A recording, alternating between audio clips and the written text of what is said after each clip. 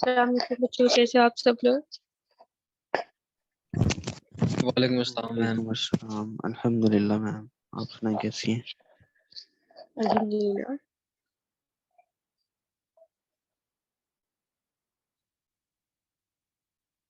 जी, मैं just wait कर रही थी कि मैक्सिमम लोग आ जाएं। आप लोगों का अगर कोई तब तक क्वेश्चन है तो आप लोग पूछ लो। आज लेक्चर पढ़ा था?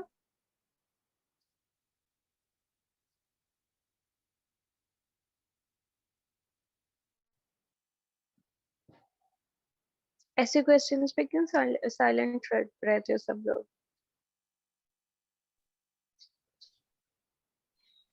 या अभी तक जी आंख ही मैम, नहीं खुली?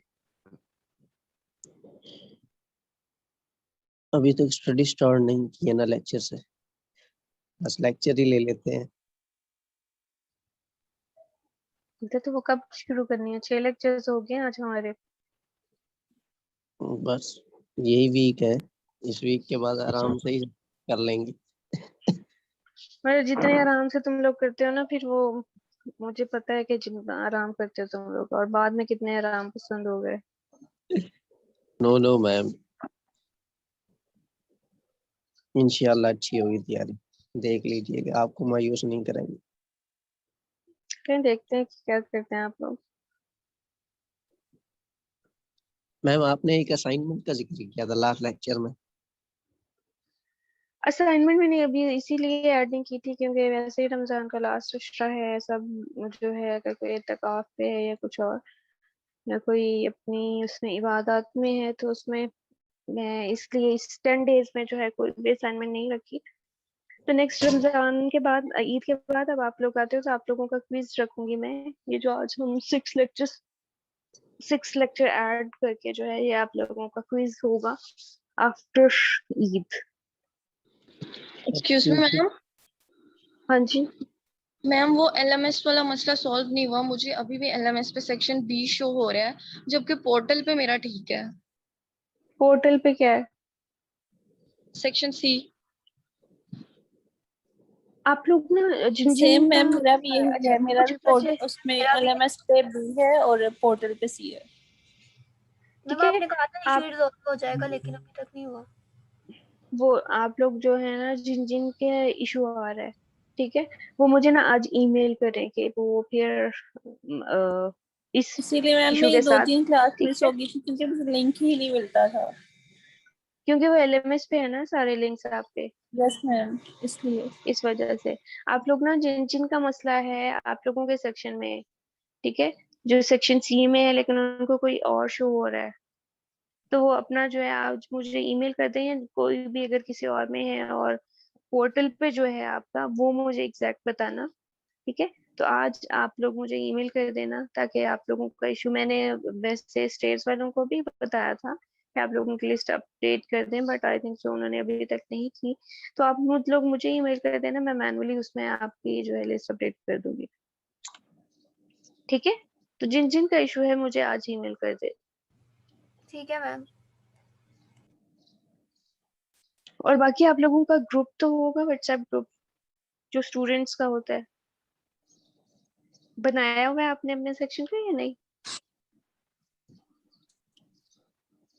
मैम मैंने आपसे यही क्वेश्चन करना था क्योंकि मैंने काफी ग्रुप्स में बना मैसेज हुआ भी है। किया था पर couldn't find सेक्शन सी का व्हाट्सएप ग्रुप। अगर किसी के पास है तो काइंडली चैट में लिंक भेज दो ताकि हम ज्वाइन कर लें, अगर बना है तो। हाँ जी, बना हुआ है। मैम अभी ठीक है, अभी काफी सारे बनाना बच्चे है। अभी नहीं। जी अगर मैम, नहीं बना हुआ है। बनाया यस हुआ मैम तो बना कोई हुआ है। एक, अच्छा बना हुआ है, तो आप लोग जो है ये बाकी बच्चों को जो है उसमें ऐड करो, अपने सेक्शन के बच्चों को, ठीक है, क्योंकि बहुत सारी चीजें अगर किसी की मिस हो जाती है तो वो उसको ग्रुप से मिल जाती है। तो आप लोग एक प्रॉपर व्हाट्सएप ग्रुप और अपने सारे पार्टिसिपेंट्स को उसमें ऐड करो ताकि किसी को प्रॉब्लम ना हो।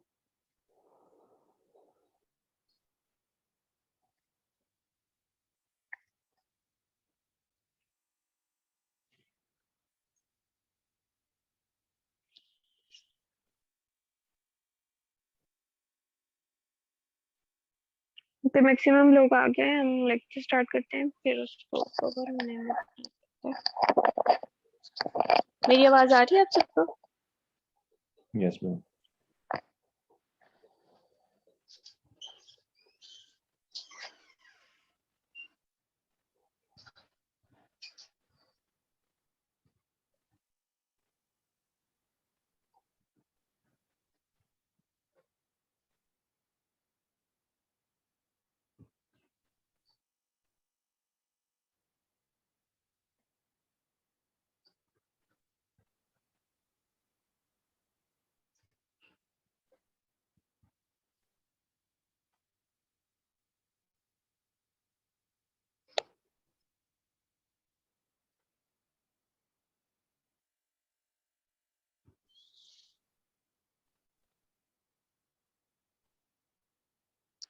कि आज जो टॉपिक हमने स्टार्ट करना है it's about the replication in prokaryotes and eukaryotes.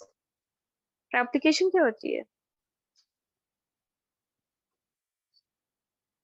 DNA replication. Ma'am DNA division. Divide हो जाता है बस। मैम उसी उसी तरह तरह की की मतलब बनना, रेप्लिकेट करना डीएनए। मैम डीएनए का मैम कॉपीज डीएनए होती का है जो मैम, कॉपीज सीक्वेंस बनना होता है डीएनए। अमाइनो एसिड्स का, वो एक आरएनए के स्ट्रैंड के ऊपर कॉपी किया जाता है to make another strand of DNA. But it's DNA formation, वो हमने क्या पढ़ा था, इट्स दैट इज ट्रांसक्रिप्शन जो आप बात कर रहे हैं। डीएनए से जो आरएनए फॉर्मेशन होती है ना, वो क्या प्रोसेस होता है? ट्रांसक्रिप्शन। हम क्या बात कर रहे हैं? Replication, DNA replication. तो डीएनए रेप्लिकेशन क्या होता है? डीएनए फॉर्मेशन बेसिकली, ठीक है। ये पेरेंट स्ट्रैंड से डीएनए से यस डीएनए मैम, दो बनता है, नॉट आइडेंटिकल आरएनए। बनते हैं। पेरेंट डीएनए का एक स्ट्रैंड जो एज ए टेम्पलेट दिया जाता है, उसके ऑपोजिट जो स्ट्रैंड है वो उसकी फॉर्मेशन होती है। तो जब और इस तरह से जो है वो आगे इनहेरिटेंस में जो है डीएनए वो ट्रांसफर होता है फ्रॉम पेरेंट्स टू ऑफस्प्रिंग्स।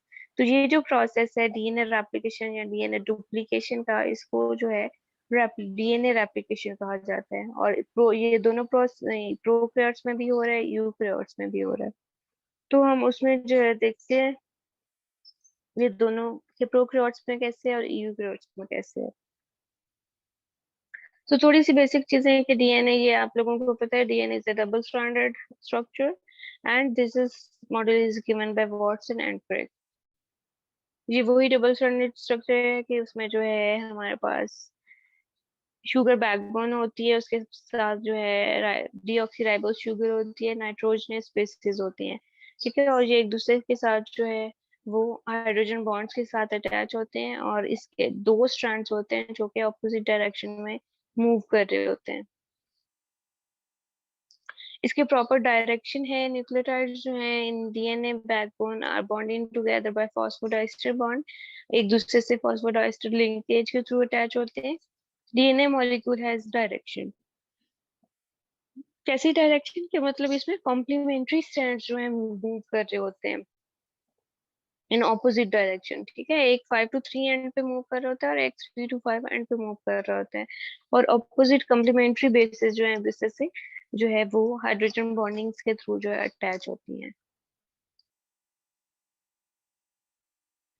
जो डीएनए के मेन 3 कंपोनेंट्स हैं वो कौन कौन से होते हैं? Deoxyribose sugar, base, nitrogenous base, उसमें 4 डिफरेंट है, ठीक है। इसके अलावा फॉस्फेट ग्रुप जो इसके साथ अटैच होता है।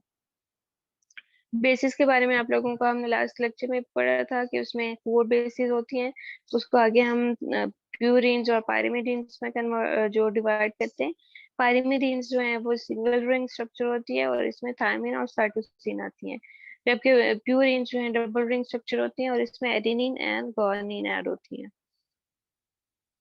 न्यूक्लियोटाइड स्ट्रक्चर जो है are formed by the condensation of pentose sugar, phosphate and one of the 4 bases, ठीक है। तो जब ये तीनों कंपोनेंट्स एक दूसरे से अटैच होते हैं तो इस स्ट्रक्चर को हम न्यूक्लियोटाइड्स कहते हैं।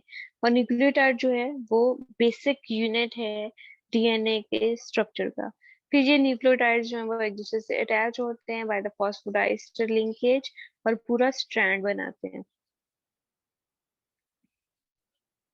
ये वही है कि न्यूक्लियोटाइड्स जो है एक दूसरे के साथ लिंक्ड होते हैं by the phosphodiester linkage. So move towards the replication. Replication क्या है? It's the basis for inheritance, क्योंकि डीएनए से जो है वो डीएनए मूव होगा from parent to offspring. Genes जो है वो पेरेंट्स से ऑफस्प्रिंग में जो है वो ट्रांसफर होती हैं by the process of DNA replication. So it's a basis for inheritance. It's a fundamental process occurring in all cells for copying DNA to transfer the genetic information to daughter cells. Each cell must replicate its DNA before division. DNA replication का जो model है it's semi conservative type. ठीक है, semi conservative क्या होता है कि उसपे दोनों चीजें ऐड होती हैं, एक पुरानी ऐड होती है, एक न्यू वाली जो है वो ऐड होती है। तो इसमें क्या होता है कि इसमें एक पेरेंटल स्ट्रैंड ऐड होता है, एक पेरेंटल स्ट्रैंड जो एज ए टेम्पलेट ऐड करता है और उसके साथ एक न्यू डॉटर स्ट्रैंड ऐड किया जाता है और इस तरह से हमारे पास न्यू जो है डीएनए बनता है और वो डीएनए जो है वो आगे ऑफस्प्रिंग में जाता है। तो इस तरह से उसमें दो डिफरेंट स्ट्रैंड्स हो रहे हैं, एक old strand from the parent DNA और एक न्यू स्ट्रैंड जो कि आगे जो है वो जाएगा इनटू द ऑफस्प्रिंग। तो इस तरह से इसका जो मॉडल है वो सेमी कंजर्वेटिव मॉडल है, टोटली ना तो कंजर्वेटिव है। कंजर्वेटिव क्या होता है कि अगर कंप्लीट पेरेंटल डीएनए ट्रांसफर होता है तो उसको हम कंजर्वेटिव मॉडल कहते हैं, या अगर वो कंप्लीट न्यू स्ट्रैंड होता तो फिर इनहेरिटेंस का कोई रोल नहीं आना था, क्योंकि न्यू स्ट्रैंड मतलब उसमें सारी की सारी न्यू कैरेक्टरिस्टिक्स होती है। तो ये जो मॉडल है वो सेमी कंजर्वेटिव है, तो उसमें जो है एक स्ट्रैंड जो है हाफ जो है वो पेरेंटल होता है और हाफ जो है न्यू डीएनए बनता है। डीएनए रेप्लिकेशन में दो स्ट्रैंड्स होते हैं, ठीक है, एक लीडिंग स्ट्रैंड के तौर पे एक्ट करता है, एक लैगिंग स्ट्रैंड के तौर पे एक्ट करता है। लीडिंग स्ट्रैंड और लैगिंग स्ट्रैंड में डिफरेंस पता है क्या होता है? पढ़ा हुआ है आप लोगों ने ये? क्या होते हैं लीडिंग स्ट्रैंड और लैगिंग स्ट्रैंड?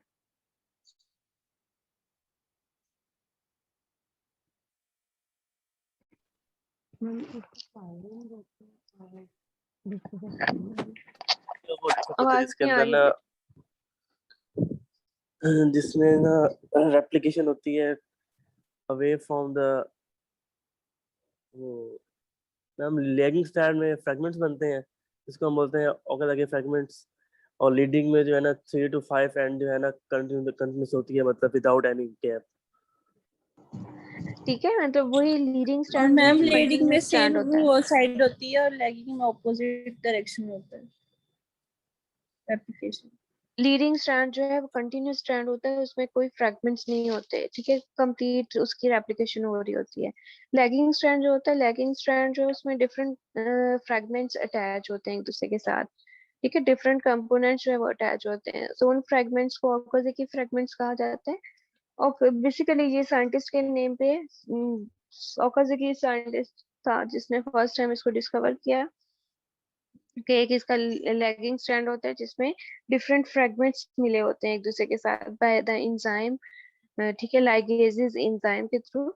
तो उस स्ट्रैंड को जो है हम लैगिंग स्ट्रैंड कहते हैं। ये जैसे पिक्चर में शो किया गया है, ठीक है, ब्लू वाला जो है वो पेरेंटल डीएनए को शो कर रहा है और रेड वाला जो है वो न्यू डीएनए को शो कर रहा है। तो एक इसका लीडिंग स्ट्रैंड है जो कंटिन्यूस है और दूसरी साइड पे डिफरेंट फ्रैगमेंट्स अटैच हैं और इसके अंदर ग्रीन और जो येलो है वो लाइगेज, येलो जो है लाइगेज एंजाइम के तौर पर एक्ट करता है जो इन फ्रैगमेंट्स को एक दूसरे से अटैच रखेगा। तो ये दो डिफरेंट स्ट्रैंड्स होते हैं डीएनए। एनर्जी ऑफ रेप्लिकेशन जो है कि वो कहाँ से आती है, क्योंकि डीएनए रेप्लिकेशन के लिए जो है रेप्लिकेट होने के लिए एनर्जी चाहिए होती है। तो इसकी जो न्यूक्लियोटाइड्स आती हैं जो बेसिकली नाइट्रोजनस बेसेस होती हैं उसके साथ 3 फॉस्फेट अटैच होते हैं, ठीक है, वो अपनी एनर्जी खुद लेके आते हैं। वो 3 फॉस्फेट जब उनको रेप्लिकेशन की जरूरत होती है, ठीक है, तो वो एक फॉस्फेट ग्रुप को जो है रिलीज कर देते हैं और वहां से एनर्जी रिलीज होती है और वो एनर्जी जो है डीएनए रेप्लिकेशन के लिए यूज हो जाती है। सेकेंड इसके लिए क्या चाहिए होता है, प्राइमर चाहिए होता है for the start of DNA replication. Primer क्या होता है आप लोग बताओ।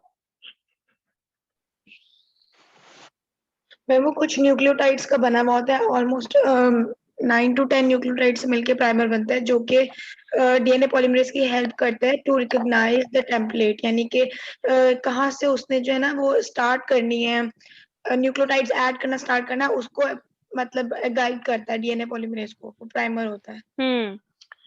ठीक है, हाँ जी बिल्कुल। प्राइमर जो है कुछ nucleotides sequence of few nucleotides जो है वो ऐड किया जाता है और ये as a starter point act करता है। ठीक है, डीएनए जो हमारा डीएनए पॉलीमरेज 3 एंजाइम है ना, जो पॉलीमराइजेशन कर रहा है, वो तभी जो है न्यू न्यूक्लियोटाइड्स किसी जगह पे ऐड करेगा जब उसे पहला वहां पे स्टार्ट पॉइंट मिलेगा। तो ये जो प्राइमर है ये एज ए स्टार्टिंग पॉइंट जो है वो ऐड करते हैं और फिर डीएनए पॉलीमरेज के साथ अटैच होकर प्राइमर के साथ, तो इसमें जो है न्यू न्यूक्लियोटाइड जो है वो ऐड करता जाता है। ठीक है, और एट द एंड जो है ये प्राइमर जो है रिमूव कर दिया जाता है फ्रॉम द डीएनए।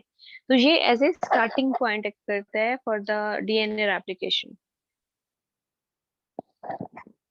प्राइमर जो है synthesized by primase RNA primase enzyme के through, serve as a starter sequence for DNA polymerase 3। Only one RNA primer required for the leading strand, और लैगिंग स्ट्रैंड के लिए जो है हर फ्रेगमेंट के लिए एक प्राइमर चाहिए होता है। ठीक है, हमने लैगिंग स्ट्रैंड के लिए क्या पढ़ा था, लीडिंग स्ट्रैंड क्या होता है, कंटिन्यूस होता है, उसलिए उसमें एक ही प्राइमर चाहिए होता है। और लैगिंग स्ट्रैंड में जितने फ्रेगमेंट्स होंगे हर फ्रेगमेंट का एक जो है वो प्राइमर यूज होगा। ये जो प्राइमर होता है उसका हाइड्रोक्सिल ग्रुप जो है वो फ्री होता है 3 कार्बन पे, तो वहां पे जो है न्यूक्लियोटाइड्स फिर ऐड होना शुरू हो जाते हैं by the help of DNA polymerase enzyme.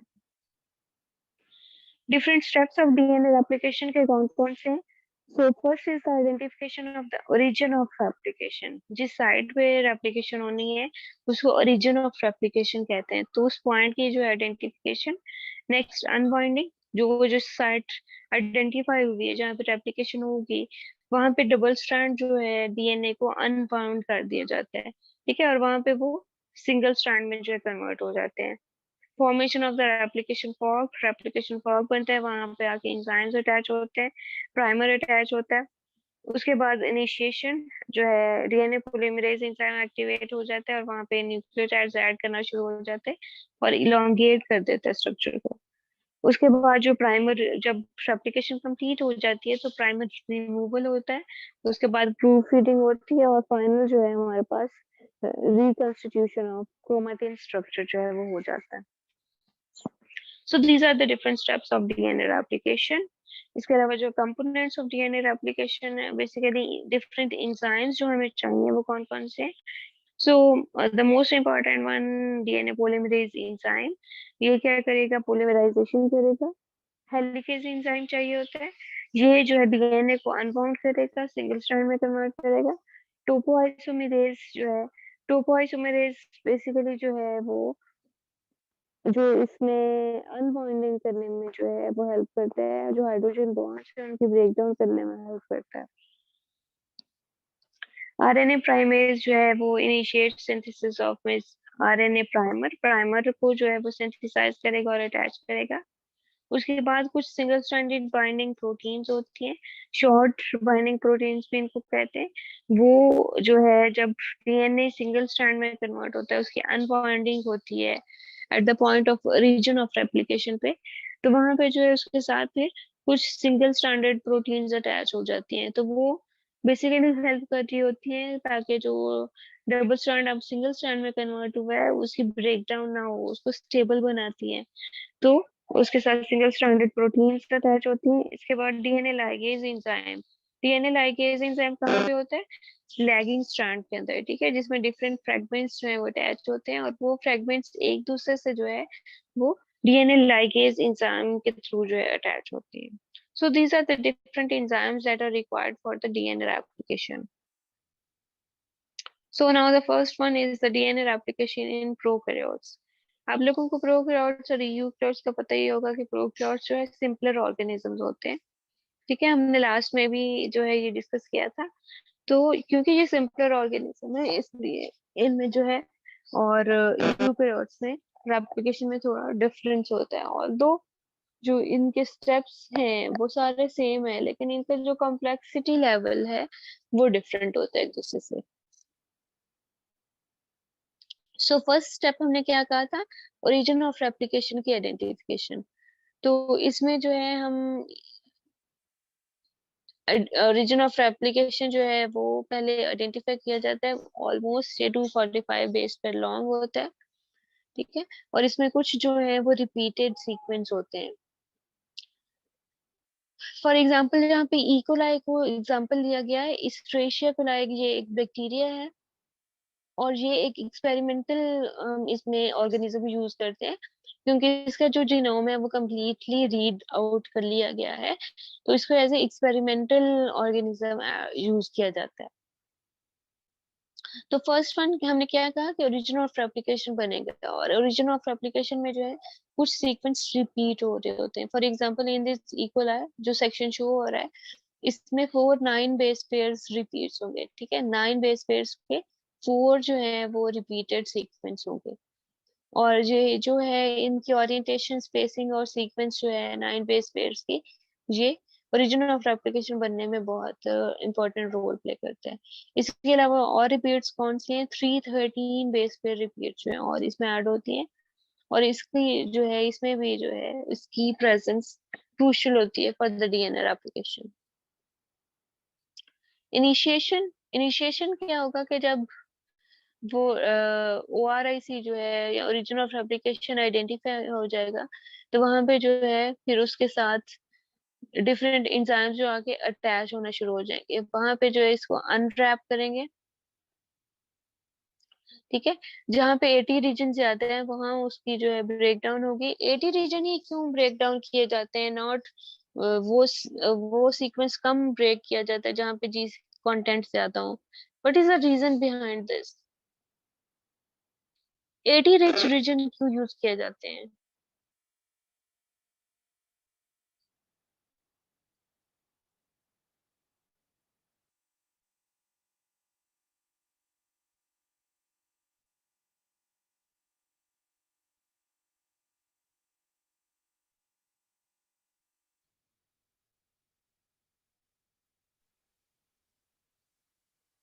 हाँ जी बच्चों, मैंने क्वेश्चन पूछा था आप लोगों से। मैम कि हमने लास्ट लेक्चर में पढ़ा हुआ है लेकिन याद नहीं आ रहा।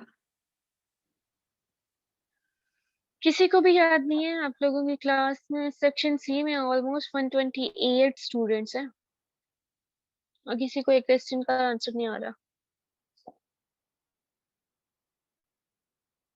बेटा 80 रीजन इसलिए वो रीजन ज्यादा यूज किए जाते हैं जहाँ पे 80 सीक्वेंस ज्यादा हो, क्योंकि एडेनिन और थायमिन में 2 हाइड्रोजन बॉन्ड्स होते हैं एज कम्पेयर टू ग्वानिन और साइटोसिन, उसमें 3 हाइड्रोजन बॉन्ड्स होते हैं।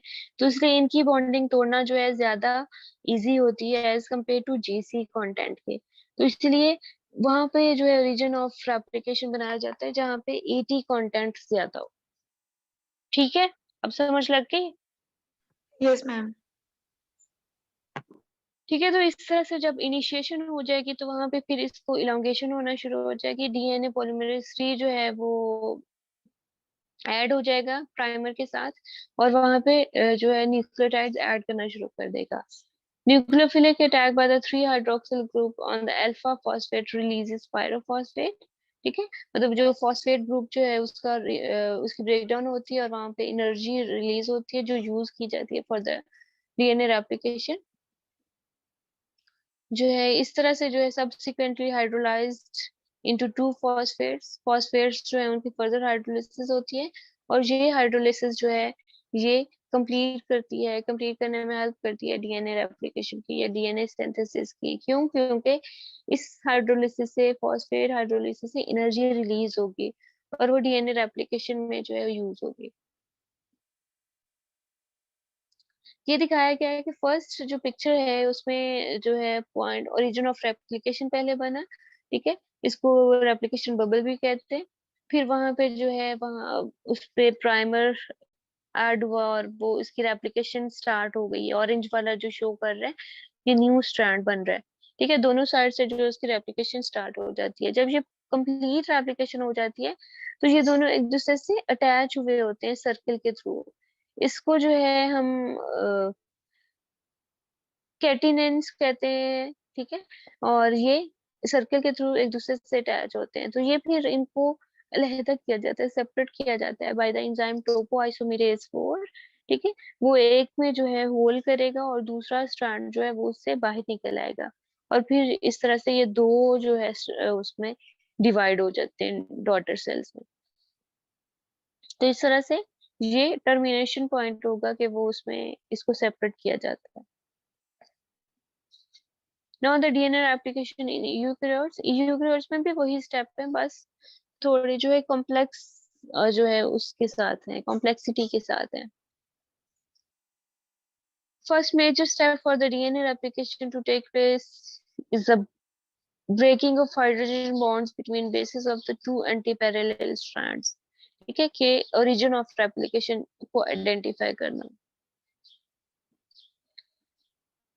हाँ जी, जो आइडेंटिफिकेशन या एप्लीकेशन ओरिजिन ऑफ रेप्लिकेशन बनता है उसको रेप्लिकेशन बबल्स भी कहते हैं, ठीक है। Replication occurs in both directions along the length of DNA and both strands are replicated simultaneously. This replication process generates replication bubbles in the strand.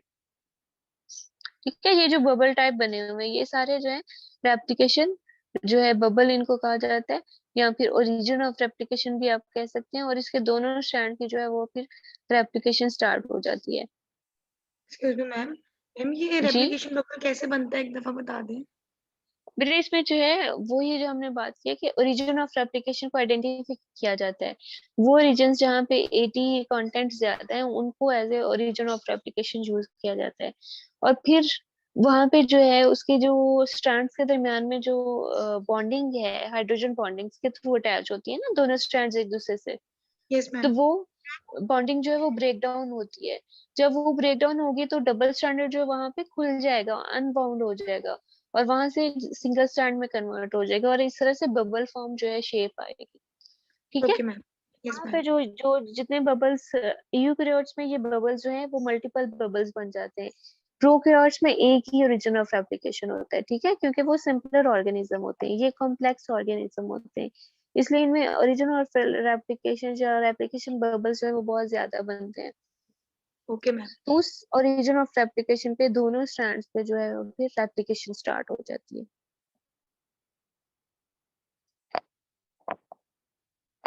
That is the same thing, ठीक है। These are the origin of replication bubbles, और इसमें जो है strand में through out the length जो है replication bubbles जो है बनते हैं, और दोनों फिर रेप्लिकेशन बबल पे जो है वो रेप्लिकेशन स्टार्ट हो जाती है। ये जो अनबाउंडिंग होती है, unbounding of the two strands is the starting point, ठीक है। The splitting happens in places of the chains which are rich in adenine and thymine. This is because there are only two bonds between adenine and thymine. Helicase enzyme जो है, helicase enzyme basically unbound करता है double strand को single strand में, ठीक है, और application fog बनाने में हेल्प करता है। Helicase is the enzyme that splits the two strands. The structure that is created is known as replication fork. Replication bubble, origin of replication, these are the same things. In order for DNA replication to begin, the double strand DNA helix must first be opened. The sites where the process first occurs are called replication origins. Helicase unwound the two single strands.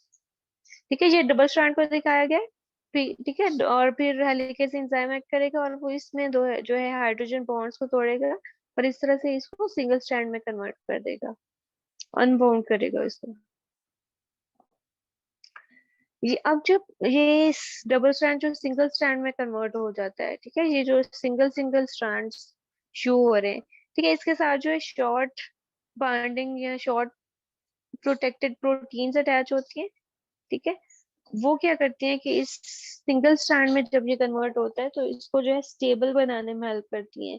इसके अलावा इसके साथ helicase enzyme जो इनको इनकी bonding को तोड़ रहा होता है उसकी हेल्प करती हैं ताकि वो मोस्ट प्रिसाइजली जो है उनके दरमियान बाउंडिंग को तोड़े, और इस तरह से इसको स्टेबल बनाने में भी हेल्प आउट करती है।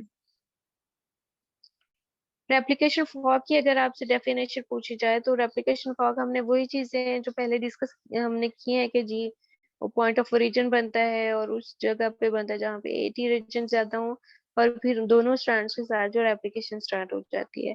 So once again the replication fork is a structure that forms within the nucleus during DNA replication.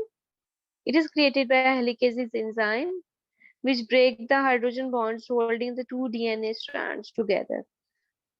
The resulting structure has two branching prongs. ठीक है, दो ब्रांचेस उसकी बन जाती है ना, दो ब्रांचिंग साइड्स बन जाती हैं, each one made up of a single strand of DNA. These two strands जो है serve as a template act करते हैं for leading and lagging strand, which will be created as DNA polymerase matches complementary nucleotides to the templates. The templates may be properly referred to as the leading strand template and lagging strand template. ठीक है, जहाँ पे वो दोनों single strand में convert हुए तो उसका एक स्ट्रैंड जो है वो लीडिंग स्ट्रैंड बनाए के तौर पे act करेगा उसके लिए, और एक जो है लैगिंग स्ट्रैंड के स्ट्रक्चर के लिए शो होगा। तो इस तरह से दोनों साइड्स पे जो है रेप्लिकेशन स्टार्ट हो जाएगी। आरएनए प्राइमेज हमने कहा था कि जो है डीएनए रेप्लिकेशन के लिए प्राइमर बनना बहुत जरूरी है, स्टार्टिंग पॉइंट होना बहुत जरूरी है। तो वो जो प्राइमर ऐड होता है वो आरएनए प्राइमेज का फंक्शन है। This is the enzyme that involved in the formation of primer. One of the most important step of DNA replication is the binding of RNA primase in the initiation of point of 3 to 5 parent chain. ठीक है, RNA primase वहां पे जो अनफाउंड हुआ है जगह वहां पे अटैच होता है और वहां पे आरएनए न्यूक्लियोटाइड्स ऐड करते हैं। RNA primase can attract RNA nucleotides which bound to the DNA nucleotide of the 3 to 5 strand due to the hydrogen bonds between the bases. RNA nucleotides are the primers for the binding of DNA nucleotides.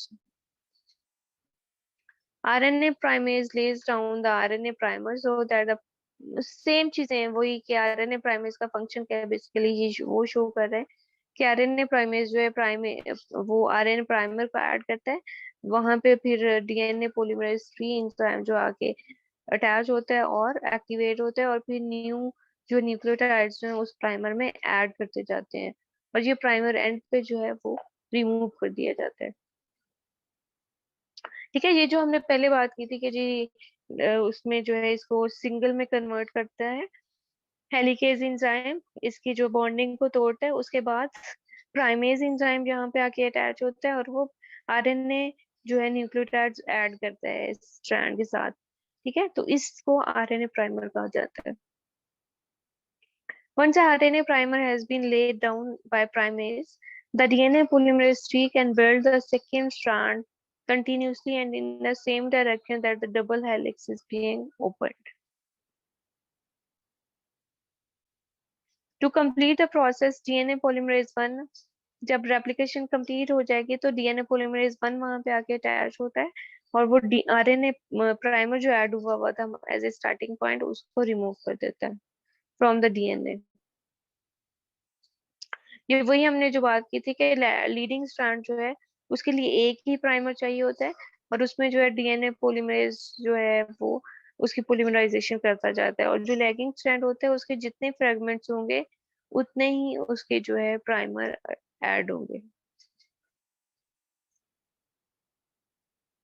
In the lacking strand, the DNA polymerase 1 exonucleases कहते हैं reads the fragment and remove the RNA primers. The gaps are closed with the action of DNA polymerase. ठीक है, वो जो gap generate हुआ RNA primer के remove होने से वो फिल कर दिया जाता है by the DNA ligase enzyme which act as a glue. और ठीक है, ये लैगिंग स्ट्रैंड की बात हो रही है। लैगिंग स्ट्रैंड में जो है डिफरेंट जो है वो होते हैं फैक्टर्स, डिफरेंट फ्रेगमेंट्स होते हैं, तो वो फ्रेगमेंट्स जो है फिर डीएनए लाइगेज के थ्रू एक दूसरे से अटैच हो जाते हैं आफ्टर रिमूवल ऑफ प्राइमर, और फिर जो गैप उनके दरमियान बचता है प्राइमर के रिमूव करने से क्योंकि इसके सिर्फ एक ही प्राइमर अटैच नहीं होगा, हर फ्रेगमेंट का प्राइमर होगा। तो वो जो गैप बनता है उसकी रेप्लिकेशन होके तो उन इन फ्रेगमेंट्स को एक दूसरे से डीएनए लाइगेज एंजाइम के थ्रू अटैच कर दिया जाता है। Each new double helix is consisted of one old and one new chain. This is what we call semi-conservative replication. This is the pictorial representation of the DNA replication process. ठीक है, first हमने क्या कहा था कि helicase enzyme double strand को single strand में convert करते हैं। फिर क्या होगा कि उसके साथ शॉर्ट बाइंडिंग प्रोटीन्स अटैच होती हैं, उसको स्टेबल बनाती हैं। थर्ड पे क्या होगा, प्राइमेज एंजाइम अटैच होता है और वो आरएनए प्राइमर जो है वो स्ट्रैंड के साथ ऐड करता है। फिर उस प्राइमर के साथ जो है वो डीएनए पॉलीमरेज 3 अटैच होगा और एक्टिवेट होगा, और फर्दर जो है उसमें फिर डीएनए न्यूक्लियोटाइड्स ऐड करते जाते हैं, और फिर जो है हमारे पास फाइनल जो है वो एक बन जाती है रेप्लिकेशन जो है हो जाती है, और लैगिंग स्ट्रैंड जो है ऑपोजिट फ्रेगमेंट्स एक दूसरे से अटैच हो जाते हैं by the DNA ligase enzyme, और लीडिंग स्ट्रैंड तो वैसे ही कंटिन्यूस होता है, तो वो वैसे ही ऑटोमेटिकली कंप्लीट होता है। This is again the summary of DNA replication by the pictorial representation. तो आप लोग इसको एक दफा रीड कर लीजिएगा। हमारे पास पॉलीमरेज 1 आप लोगों को पता है कि डिफरेंट टाइप्स हैं, पॉलीमरेज 1, 2 एंड 3। तो इनकी जो है इसमें क्या क्या डिफरेंस है, बेसिकली इनकी कैरेक्टरिस्टिक की बेस पे हमने इनको डिफरेंट टाइप में डिवाइड किया है। इनकी जो है कैरेक्टरिस्टिक्स और इनके फंक्शन जो है सबके डिफरेंट है, एक दूसरे से वेरिएबल है, इसलिए इनको हम डिफरेंट टाइप्स में डिवाइड करते हैं। तो इनमें क्या क्या डिफरेंसेस हैं पॉलीमरेज 1, 2 और 3 में। तो first one on the basis of polymerization rate, कि ये किस स्पीड से न्यूक्लियोटाइड्स ऐड कर रहे होते हैं। तो पॉलीमरेज 1 और 2 की लो स्पीड होती है, और पॉलीमरेज 3 जो है उसकी हाई पॉलीमराइजेशन रेट होता है। प्रोसेसिविटी, ये वही चीज कि किस तरह ज्यादा प्रोसेसिंग की रेट क्या है। तो 1 और 2 की प्रोसेसिंग रेट कम है as compare to polymerase 3। Proof reading क्या होती है, जब रेप्लिकेशन कंप्लीट हो जाती है, न्यू स्ट्रैंड बन जाता है, तो वो फिर उसका दोबारा से रीड किया जाता है कि जी ये रेप्लिकेशन ठीक हुई है या इसमें कोई एरर तो नहीं आया। अगर कोई एरर आए तो उसको जो है रिप्लेस कर दिया जाता है विद द करेक्ट न्यूक्लियोटाइड। तो इस तरह से इसको प्रूफ रीडिंग कहते हैं। तो डीएनए पॉलीमरेज 1 जो है वो दोनों स्ट्रैंड 3 to 5 और 5 to 3 डायरेक्शन में जो है इसको रीड कर सकता है, और एक्सोन्यूक्लियस एक्टिविटीज को रीड करता है। 2 और 3 जो है वो 3 to 5 डायरेक्शन में सिर्फ जो है रीड कर सकते हैं। प्राइमर रिमूवल में डीएनए पॉलीमरेज 1 इन्वॉल्व होता है, 2 और 3 जो है उसका कोई रोल नहीं होता। स्ट्रैंड सिंथेसिस जो है डीएनए पॉलीमरेज 1 लैगिंग स्ट्रैंड को बनाता है, पॉलीमरेज 2 कोई भी स्ट्रैंड में रोल नहीं प्ले करता, और 3 जो है बोथ स्ट्रैंड्स जो है उनकी पॉलीमराइजेशन कर सकता है। डीएनए रिपेयर में जो है वो 1 और 2 जो है डीएनए रिपेयर मैकेनिज्म में इन्वॉल्व होते हैं, और 3 का जो है वो रिपेयर मैकेनिज्म में इन्वॉल्व नहीं होता, उसका मेन रोल पॉलीमराइजेशन में है, न्यूक्लियोटाइड्स बनाने में है, ऐड करने में है। इसके अलावा प्रोकैरियोट्स और यूकैरियोट्स में थोड़ा डिफरेंस होता है पॉलीमरेज एंजाइम का। ठीक है, तो इकोलाई को एज ए प्रोकैरियोट शो किया गया और मैमिलियन एज ए यूकैरियोट्स। तो अगर हम जो है वो 1 की बात करें तो हम प्रोकैरियोट्स में 1 कहते हैं, और मैमिलियन में अल्फा भी कहते हैं या पॉलीमरेज 1 भी कह सकते हैं। तो इसका फंक्शन क्या होता है, गैप फिलिंग और सिंथेसिस ऑफ लैगिंग स्ट्रैंड दोनों का सेम होता है। ठीक है, 2 जो है प्रोकैरियोट्स में उसकी एक ही टाइप होती है, यूकैरियोट में आगे उसकी फर्दर 3 टाइप्स होती हैं, और हर टाइप की जो है वो डिफरेंट फंक्शन होता है। लाइक एप्सिलॉन जो है वो डीएनए प्रूफ रीडिंग और रिपेयर में इन्वॉल्व होता है, बीटा जो है वो डीएनए रिपेयर में, और गामा जो है माइटोकॉन्ड्रियल डीएनए सिंथेसिस में इन्वॉल्व होता है। इसके अलावा पॉलीमरेज एंजाइम 3 या यूकैरियोट्स में इसको डेल्टा भी कहा जाता है। ये जो है इसका रोल क्या है, प्रोसेसिव लीडिंग स्ट्रैंड सिंथेसिस में हेल्प करता है। तो मतलब वही इसमें पॉलीमरेज एंजाइम दोनों में है, लेकिन मैंने क्या कहा था, दोनों में स्टेप्स भी सेम है, बस कॉम्प्लेक्सिटी डिफरेंट है। यूकैरियोट्स ज्यादा कॉम्प्लेक्स होते हैं, इसलिए उनमें हर चीज ज्यादा डिटेल और ज्यादा रिफाइंड होती है।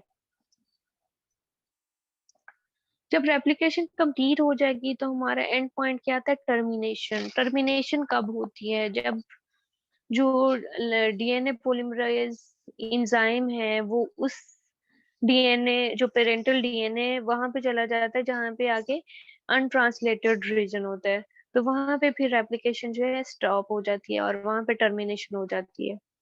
Last step of DNA replication is termination.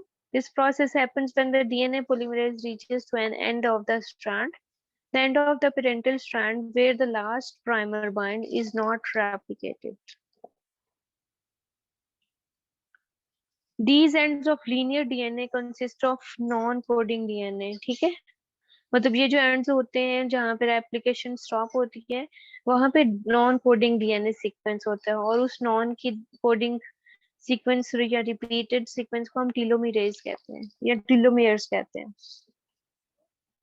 ठीक है, और फाइनल ये जो है टर्मिनेशन के बाद हमारे पास फाइनल रेप्लिकेशन मोड जो भी है वो आ जाती है। अब रेप्लिकेशन होगी उसके बाद हमने क्या कहा था, यूकैरियोट्स में जो है वो प्रूफ रीडिंग या रिपेयर मैकेनिज्म होता है, प्रोकैरियोट्स में जो है वो प्रूफ रीडिंग या जो है वो उसका फंक्शन नहीं है। ठीक है, ये यूकैरियोट्स में ऐड होता है। तो DNA replication is not completed before mechanism of repair fix possible errors caused during the replication. ठीक है, मतलब सारे न्यूक्लियोटाइड्स को रीड किया जाता है कि वो सही सीक्वेंस के साथ अटैच हैं या नहीं है, और अगर कोई न्यूक्लियोटाइड सही अटैच नहीं हुआ हुआ तो उसको रिमूव किया जाता है और डीएनए पॉलीमरेज 3 जो है वो दोबारा से जो है वो न्यू रेप्लिकेशन और जो सही है सीक्वेंस उसको ऐड कर देता है। तो इस तरह से ये रिपेयर मैकेनिज्म है यूकैरियोटिक ऑर्गेनिज्म है कि डीएनए बनने से पहले वो खुद सेल जो है अपने लेवल पे उसकी रिपेयर मैकेनिज्म या प्रूफ रीडिंग कर लेता है। तो इस तरह से हमारे पास जो इनहेरिटेड जो है अगर कोई ऐसा एरर प्रूफ रीडिंग ना होती यूकैरियोटिक ऑर्गेनिज्म में तो बहुत सारी जो है एरर्स आती जाती हैं और जेनेटिक डिसऑर्डर्स जो है वो आती हैं। तो इसलिए अल्लाह ताला का ये अजीम निज़ाम है कि उसने सेल लेवल पे ही ये सिस्टम रख दिया है कि वो अपने ही रेप्लिकेशन को रीड कर लेते हैं, प्रूफ रीड करते हैं, और कोई एरर आया हुआ हो तो उसको खुद से जो है उसको ठीक कर लेते हैं, फिक्स कर लेते हैं। So this is the repair mechanism in eukaryotic organisms. ये लिंक आप यूज कर सकते हैं for the video and this is the end of the lecture. कोई क्वेश्चन है आप लोगों का तो पूछ लो। मैम आपसे लेक्चर के अलावा एक क्वेश्चन था। हाँ जी, वो भी पूछ सकते हैं, बट लेक्चर से रिलेटेड अगर किसी का है तो वो जरा पहले पूछ लें।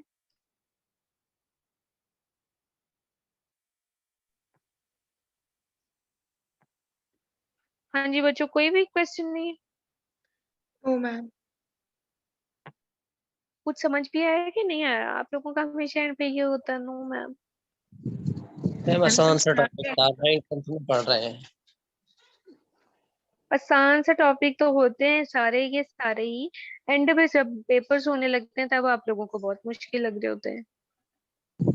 मैम तब कंडीशन ही ऐसी होती है ना, तब वो मुश्किल वाली तो तब तो ये मुश्किल कंडीशन आप लोग खुद बनाते हो बेटा। आप जैसे अभी आप लोगों ने सब कहते हो कि जी हम लोगों ने अभी स्टार्ट ही नहीं की स्टडीज, तो ये मुश्किलात तभी आती हैं जब आप लोग नहीं पढ़ते। पर एंड पे मैं ऐसी कोई चीज नहीं देखती जी ये बहुत मुश्किल टॉपिक है तो इसको कम कर दें मैम या ये उसको तो कम कर दें। बहुत पढ़ लिया टॉपिक, तो एफएससी के अंदर आप भी लोग ये सारे रटे हुए हैं।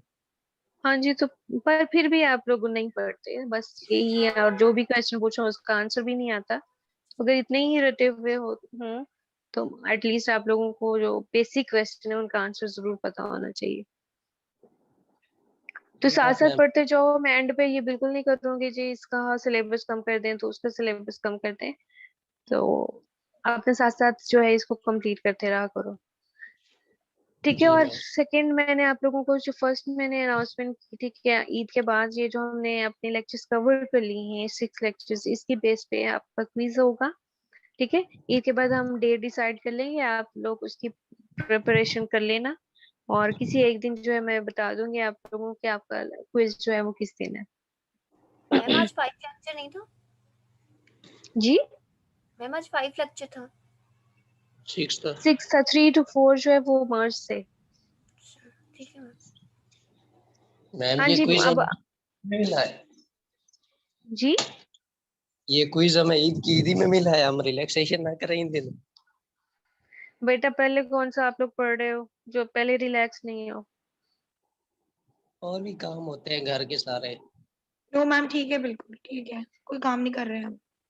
कोई काम नहीं होता, मुझे यस पता है मैम, आप कोई सब काम लोगों नहीं का। है। मैम जो वेले होते हैं वो तो वेले हैं, हम तो काफी सारा काम करते मैम आप लोगों के काम भी जो होते हैं ना वो ना करो तो ज्यादा अच्छा है। हैं। मैम आजकल गंदम की कटाई हो रही है, मैम गंदम काम क्या, यही पढ़ाई करनी होती है और क्या करना होता है। यस मैम, और कोई काम नहीं होता हमें।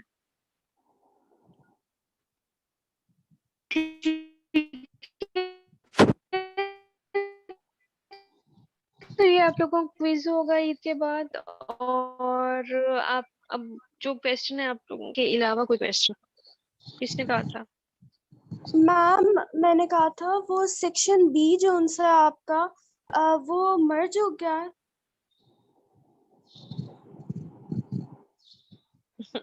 अभी तक आपको यही नहीं पता चला? मैम मैं नहीं, फर्स्ट मेरा लेक्चर से ना अनाउंस असल कर में रही हूँ कि क्लास सेक्शन बी जो है मर्ज हो चुका है फ्रॉम द अदर्स। नहीं, मेरा क्लास था और ना उसके बाद में मैम कायनात के पास गई, उन्होंने मुझे आपके सेक्शन बी में कर दिया। मेरे पोर्टल पे सेक्शन बी है, एलएमएस सेक्शन पे बी तो सेक्शन है ही सी नहीं है। ना। और तो फिर मैं जाके दोबारा चेंज एलएमएस पे करवा लूँ सेक्शन बी।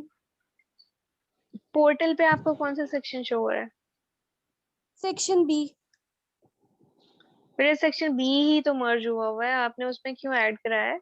वो उन्होंने सेक्शन खुद ही बी कर अब दिया। आपको वो चेंज कराना पड़ेगा पोर्टल से चेंज, क्योंकि वो मैनुअली रिसोर्स पर्सन नहीं कर सकता, कोऑर्डिनेटर्स ही करेंगे। तो सेक्शन बी मर्ज हुआ है, जैसे आप सेक्शन सी में हो तो आप मैम कायनात से बात करो कि वो आपको सेक्शन सी में जो है पोर्टल पे भी ऐड कर दे।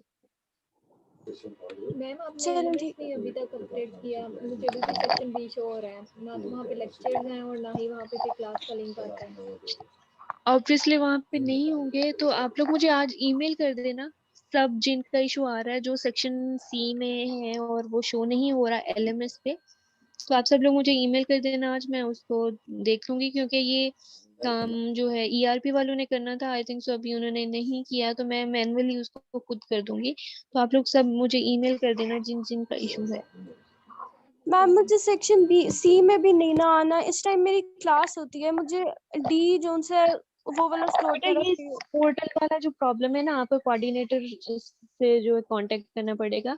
आपने जिस भी जो सेक्शन में जानना है जो या जिसमें क्लैश है और वो क्लैश आपने खत्म करना है, तो आपको कोऑर्डिनेटर से आके जो है बात करनी पड़ेगी। मैम मेरा भी नेट इशू हो गया था, क्या आप मेरी अटेंडेंस मार्क्स कर देंगी? अटेंडेंस में आपकी रिकॉर्ड हो जाती है जूम मीटिंग में, मैं वहां से मैम डाउनलोड मैंने करती हूँ। अगर मैम आपने मैंने जो है वो 9 AM का ज्वाइन किया हुआ और 9:33 तो पे मैम आपको मैं सारी लेक्चर। टाइम जो है वो आ जाता है, ठीक है। अगर आपका एक दफा कट ऑफ हुआ आप दोबारा से उसको कर लेते हो ज्वाइन, तो वो नाइन ये भी थर्टी आ थ्री पे जाता है कि लेक्चर, आपने लेकिन कितनी इस दफा वजह किया से है। मैम नेट इशू हो गया और फिर मैं दोबारा ज्वाइन मैंने किया, फौरन कर लिया। मैं देख लूंगी, मैं आपको सबका टाइम देखती हूँ। अगर किसी का लेस देन 10 मिनट होगा तो मैं एब्सेंट मार्क करूंगी।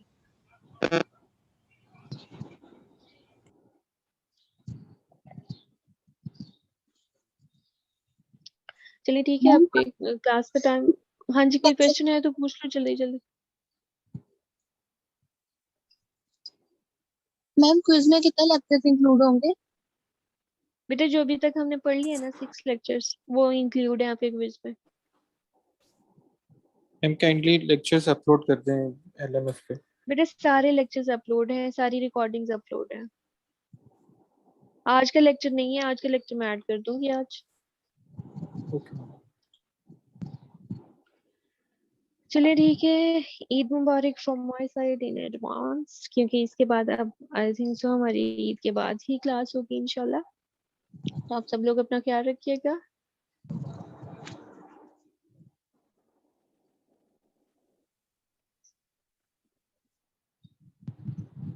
ओके, अल्लाह हाफिज।